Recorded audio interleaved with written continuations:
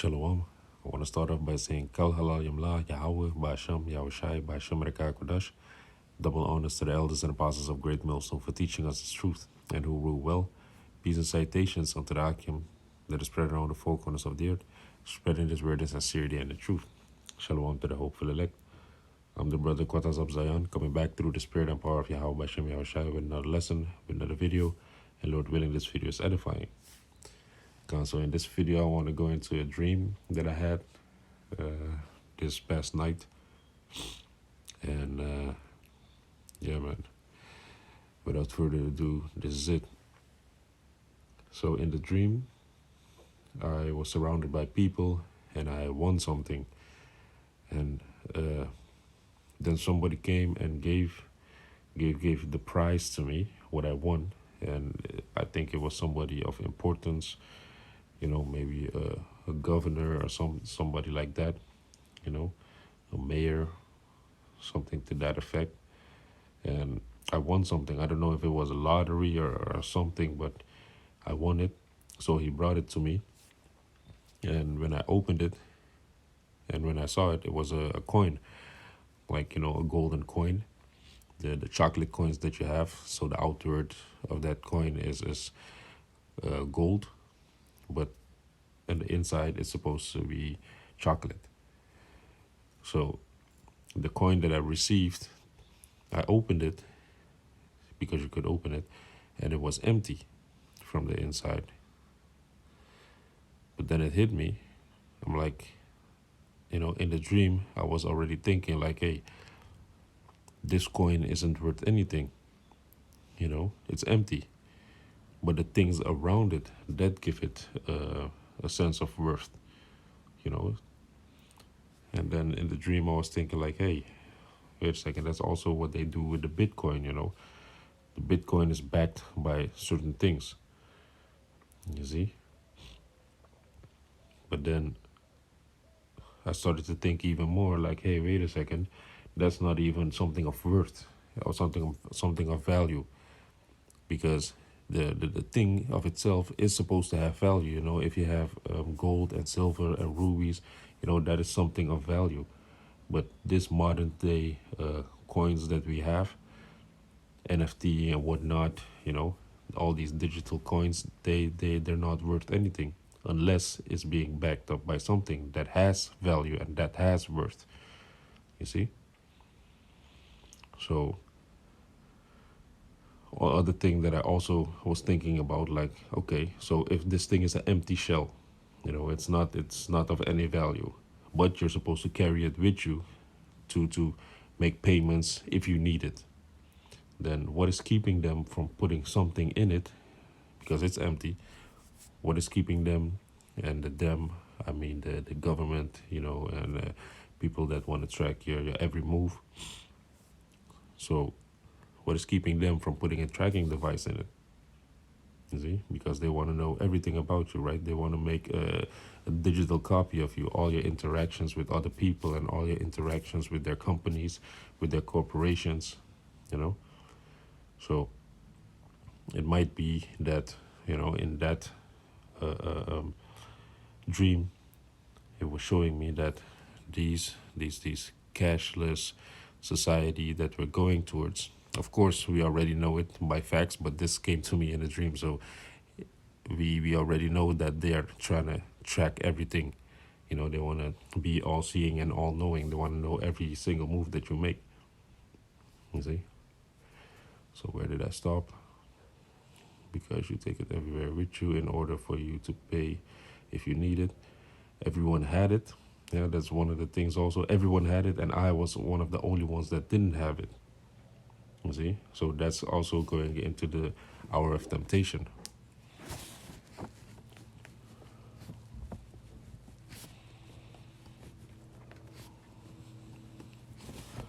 Gone. And also I want to go into an article, because today here in Holland it's Kingsday, and they introduced something that, people don't have to come with equipment or money and coins to be able to do interactions with each other, transactions, Salakia.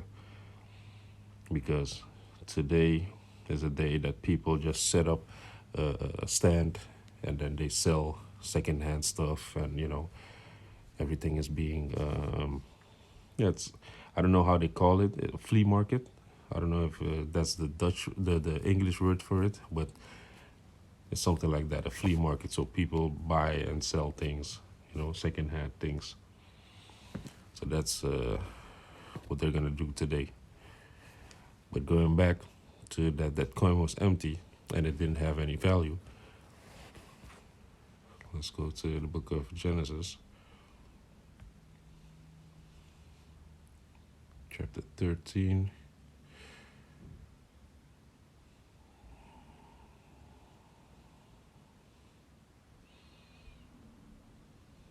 Verse 2. That's basically the point.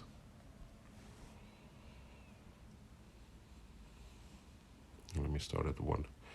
This is Genesis 13, verse 1. And Abraham went up out of Egypt, he and his wife, and all that he had, and Lot with him into the south. And Abraham was very rich in cattle, in silver, and in gold. You see? So let's go to the Strong Concordance. Let's look up the word rich, which is kabat.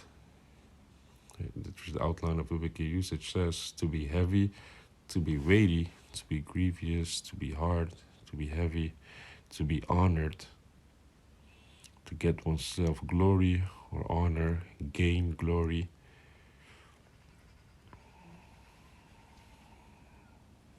Let's see. Kabat. Glorify, lay heavy, to honor. So here, to be rich. So he was very rich. He had very much substance, because it was it was like a weight. But he had a lot of weight in cattle and in silver and in gold, because that's how he used to weigh and do transactions back in the day, by shekels and stuff, by weighing it, putting the gold on a balance and then balancing it out with the shekels.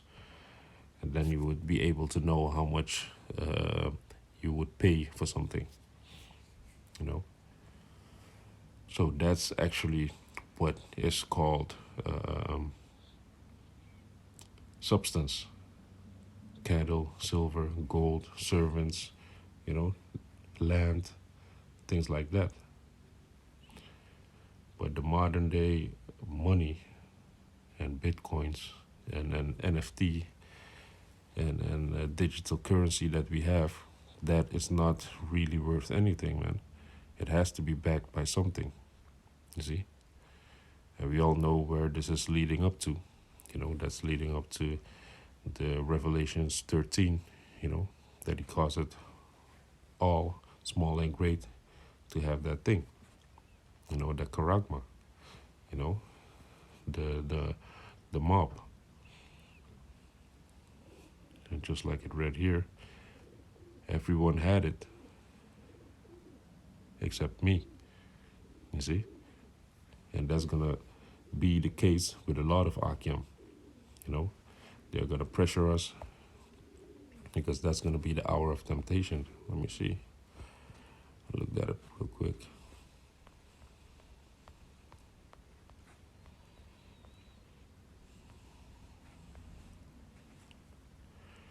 This Revelation 3, verse 30.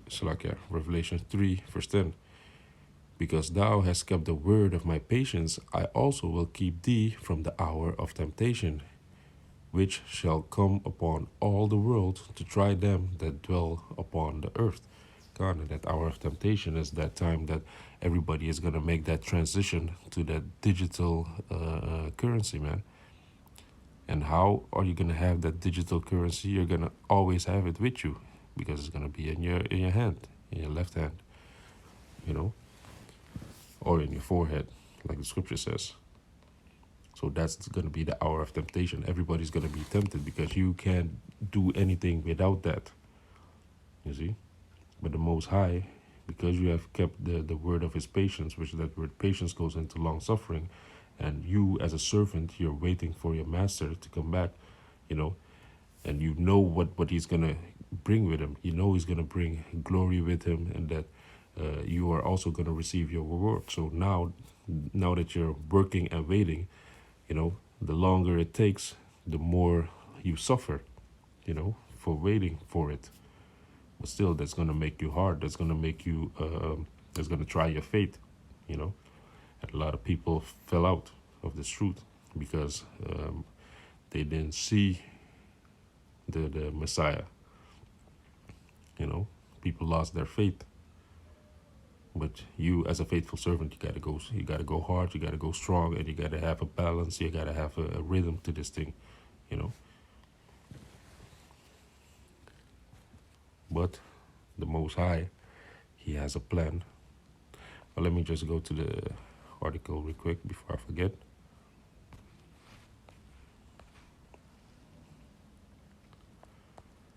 Let me see.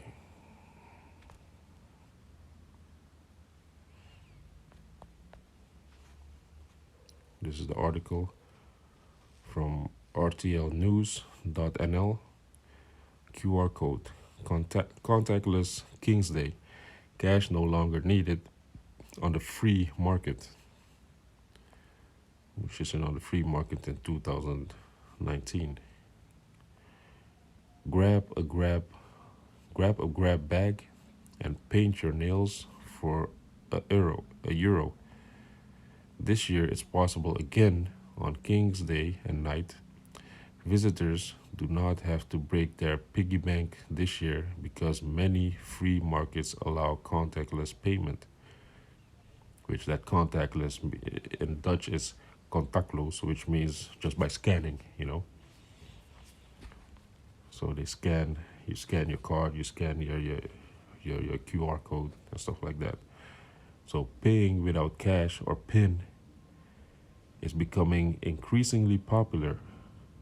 According to the Payments Association, the percentage of people who prefer to pay contactless with a debit card has risen to 49%. 14% prefer to pay contactless by phone, which is digitally, which is just by scanning. The latter option is also increasingly used during King's Day, according to payment app Tiki.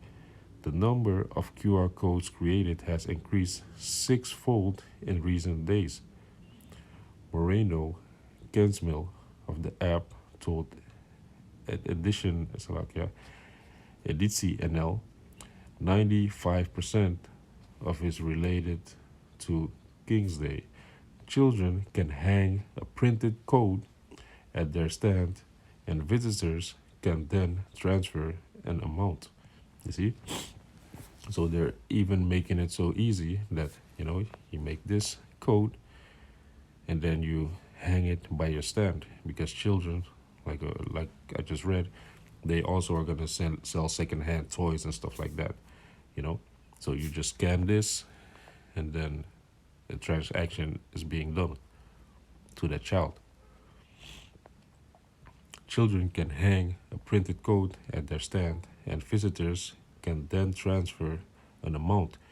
QR codes can also be made via the apps of Rabobank and ING. Handy for all recorder children, because that way you'll never have an excuse to run out of change. Yeah, but according to Christian Mayer of MoneyWise, you run the risk of spending more money than you intend to. To prevent this, it is good to agree a budget in advance, he tells Editie NL.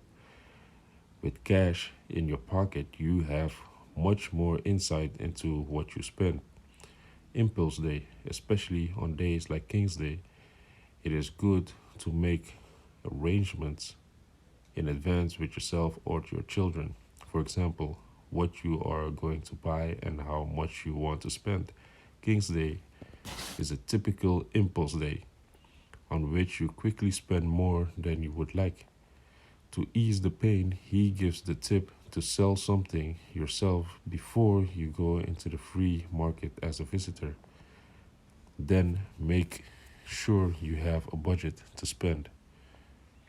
Tiki has also made a special QR code for Giro 555 for the Kingsday free markets so that people who sell stuff for charity can immediately have the money transferred to Giro 555. Yeah, so that's a charity fund. Yeah, man, so this is where it's going to. This is where we're heading to, a cashless society. But this is what the Most High is going to do. Let's go to the book of Job 18, verse 5. Yea, the light of the wicked shall be put out, and the spark of his fire shall not shine. God, so now the wicked, which is Esau, Edom, they have their whole plan mapped out, right? So they have a vision, and that's what they're going towards. They're going towards that new world order, that cashless society, and they want to enslave everybody with their mob, you know. There's the acronyms, MOB. But the Most High, he's going to put their lights out, right before he's going to bring forth his enterprise. That's when he's going to stop. The Most High is going to cause him to stop. You see? So for us, we as servants that are waiting, that are long suffering for the coming of Yahweh Bashem Yahushai, he is going to keep us from that hour of temptation, which is going to come upon the whole world, which is going to be this, the cashless society. And through the dream that I got, I wanted to go through it and break it down, or give you the understanding that I got out of it, and Yahara Tazah, that y'all have been warned and that you know what times we're living in.